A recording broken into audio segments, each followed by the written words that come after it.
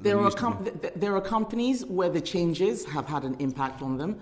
Our job is to try and reduce or remove that impact. What I'm not going to do is create a time machine and then go back and try and refight the referendum. Well, hello then, Edo Elwell. Now, as our Secretary of State for International Trade, Kemi Badenoch, given a dose of Brexit reality in the final International Trade Committee meeting, well, I get the feeling it is. Well, it is for Angus Brendan MacNeil. You know, one of this channel's old favourites. And after he'd been given our Secretary of State the run around, you know, with facts and evidence that was just putting a dent in her fantasy to pretend that everything was going absolutely superb, he then hits her with this great question, and then watch what all Brextremists do. They reach for old favourite.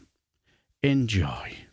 Before I take in lawyers on board, just in the real world, do you think it's easier for companies, and do you think companies are trading more or less from the UK to the EU now than they were with this new regime? Exports have gone up. No, well, I'm talking about companies. Do you think there are any what companies? You mean with the? Do you think there are companies that find it difficult now to export and to trade with the European Union? There are companies where the changes have had an impact on them. Our job is to try and reduce or remove that impact. What I'm not going to do is create a time machine and then go back and try and refight the referendum. I'm not interested in relitigating the referendum.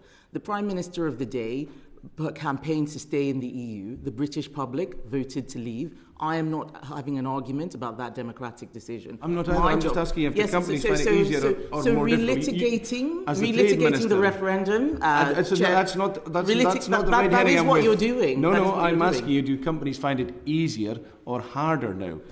Most companies have said they've had to make changes, and some have had easier impacts. or harder. No, so it depends on the company. There is no. Some companies you think find it easier to trade with the EU than they did when they were in the EU. There are some companies who do, and then there are others who have difficulty. What my job is at the moment, and it's one of the priorities which I've set out, is what can we do to make life easier. But Secretary of State, with the greatest respect, some companies will think you're wishing a reality there. No, I disagree. Companies speak to me and they tell me about what they would like us to do in terms of regulation now that we've left the EU. I think the challenge now is getting those benefits realised rather than spending time arguing about the movement. That means I have to move on. Much as I'd like to indulge myself further, I am taking Lloyd Russell-Moyle briefly and then I go over to Mick Whitley. I'd love to have that list of companies that find it easier now, not the same, but easier to trade with the EU. And I'm sure you'll be able to provide that to writing with us, at least one companies have confidential discussions with me. I think I'd have to ask them. If you could go back and ask them, tell us in confidence. All I would like is one name. Well, the thing is, nobody asked you to create a time machine. Nobody asked you to mention the referendum either. You were asked, is it easier or harder now for businesses and companies to trade with the European Union since we have left? And I shall take it from your attempt to dive for the old favourite that Brextremists always use when facts meet their fantasies. No point going over old ground. We've left, and get over it. To me, that means that it's now harder to trade with the European Union. We'll just say it and be honest.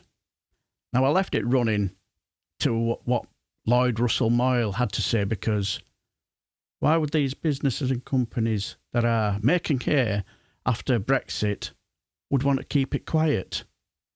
Well, wouldn't we all like a slice of the pie?